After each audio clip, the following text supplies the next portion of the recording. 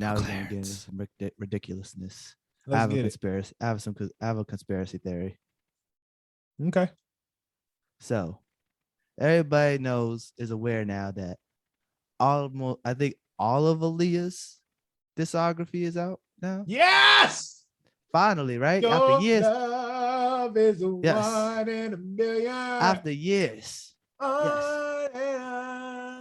After years and years of not being able to listen to her music. Back, forth, Like forth. it's been so long since I was able to listen to Aaliyah's music.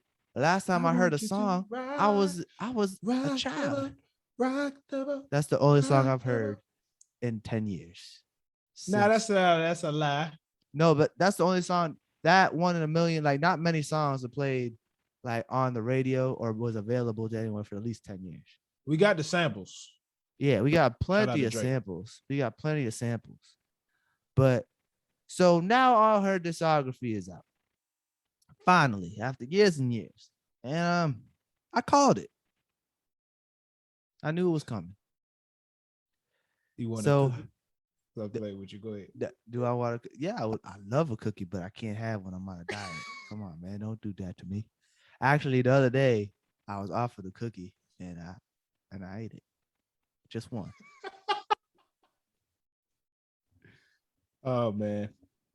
So, Aaliyah, so with this, my conspiracy theory about this Aaliyah thing is, so a few weeks ago, I want to say at least a month ago, 3 months ago, right?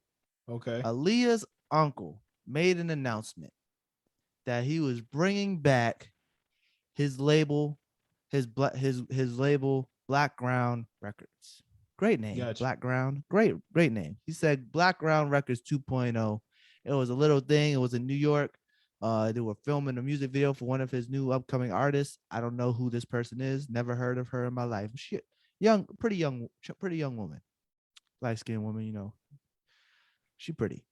So I'm like, oh, that's interesting. Barry Hankerson is bringing back Black Label Records. I'm like, I wonder how he's going to fund this. Couple weeks later, one of Aaliyah's albums come out. Not Age Ain't Nothing But the Number, but the next one, the second one, the one that got her on. I want to say that's the one that like everyone was like, oh, she's a grown woman now. Right? I was like, oh shit, Aaliyah's that. Everyone was like, oh shit, Aaliyah's that. I was like, wow, that's a coincidence. And then now, like last week, I want to say, Aaliyah, her final album, her most infamous. I want to say it's her best album because that album was amazing. Has just dropped. Yeah, I think it's her best, personally. Posthumous album. It's my favorite. Well, the one before had some good songs on it, but like I don't remember it as much as I remember her other one. I also was real young. Oh, it's nostalgic to you. Huh? It's nostalgic to you. Yeah. Like the Aaliyah, her final album, like that has the songs you hear the most, besides like One in a Million and a couple other songs on the other one. But this album's like my favorite. I don't want to say best. I think it's better than the other one. It's like her. I think it's like she was at her peak with this album personally. But I was like, this is kind of weird. Like you want to bring back your record label, and then next you know, all of your niece's music, which has been nowhere to be found for years, you just want to drop it on streaming. And I think like he's using it just to drum up attention to his record label, even though no one's talked about it. But I felt like there was a ploy for him to do that and to fund the relaunch of his record label. And I don't know if I feel a way about that or not. But that's my conspiracy theory. Like I don't know how to feel. I don't know if it's fucked up or not. Like to use like your dead niece's legacy to like to fund your relaunch or to advertise your relaunch of your record label. I don't know. I mean, would it have been? He was not going to win regardless. Yeah. If he started the label back and didn't put her music on the streaming services, people complaining. Yeah. He does it, and people gonna have a opinions. So it was a lose in regards to that So situation. do you think that if he didn't want to bring back his record label and just dropped it, it would have been better?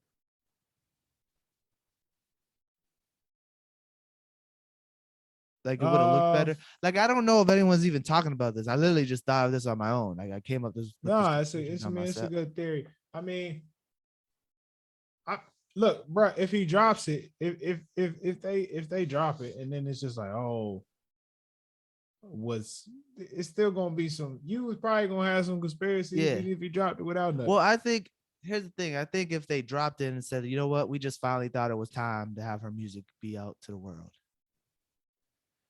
that would have been like, oh, that's nice. Thanks.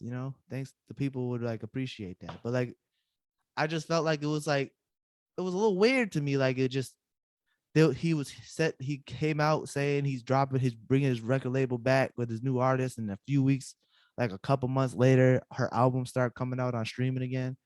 It kind of sounds to me like he signed a deal with somebody to get her music out of streaming, to get some, like someone he either got paid by someone, or like he struck up a deal with someone for the streaming rights and something like that for her library.